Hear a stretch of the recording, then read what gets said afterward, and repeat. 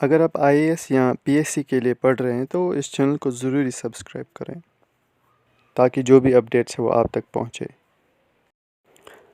تو دوستو، جیسے آپ نے تھمبنیل دیکھی ہوگی، اس ویڈیو میں ہم بات کرنے والے ہیں کہ کوچنگ جو ہے از اٹ نیسیسری اور ناٹ۔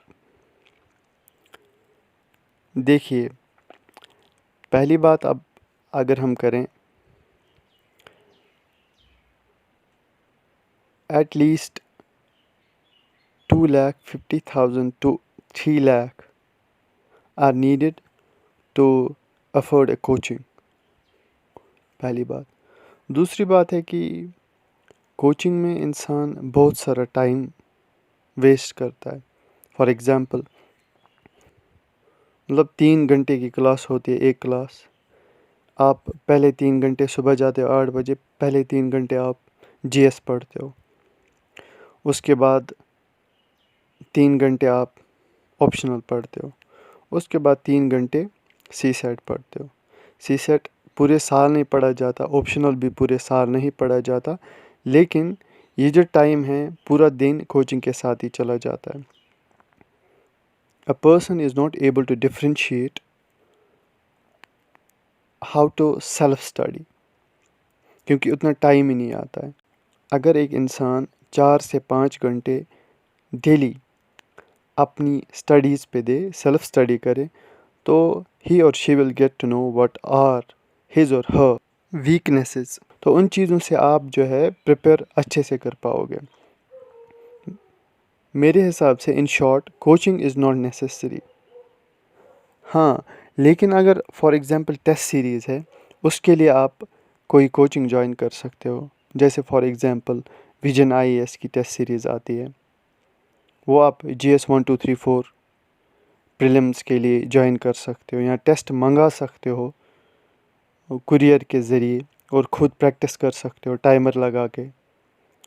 اور اگر آپ آپشنل کے لیے کوچنگ کرنا چاہتے ہو، اس کے لیے پرٹیکولر انسٹیٹیوٹ آتا ہے، مطلب جس میں آپ کوچنگ کر سکتے ہو۔ جیسے میں ایگزامپل دوں، جو دلی کا ہے شبرا رنجن، وہ پی ایس آئی آر میں بہت فیمس ہے۔ ایسے ہی آپ ڈھونڈ کے مطلب کوئی پرٹیکولر انسٹیٹیوٹ جا سکتے ہو۔ اور اگر ہم سی سیٹ کی بات کریں تو سی سیٹ کے لیے بھی انسٹیٹیوٹ پرٹیکولر ہونا چاہیے۔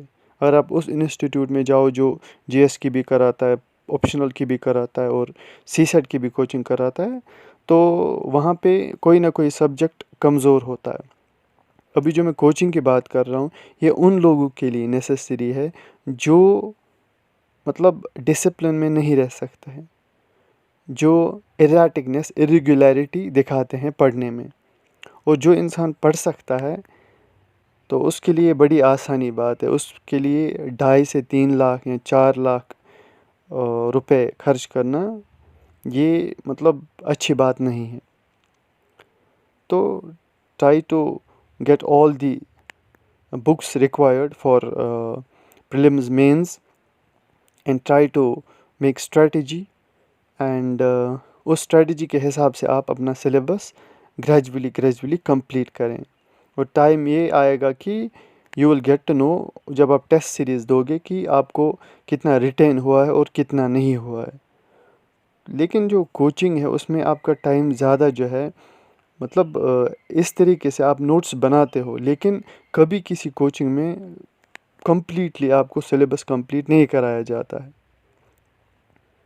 اسی لیے بیسٹ از، چاہے آپ کوچنگ بھی کریں پھر بھی آپ کو سیلف اسٹڈی کرنی ہے۔ میرے حساب سے سیلف اسٹڈی از مسٹ، کیونکہ I have done coaching, I know it very nicely what are the pros and cons of the coaching, so it's not necessary. Thanks for watching this video.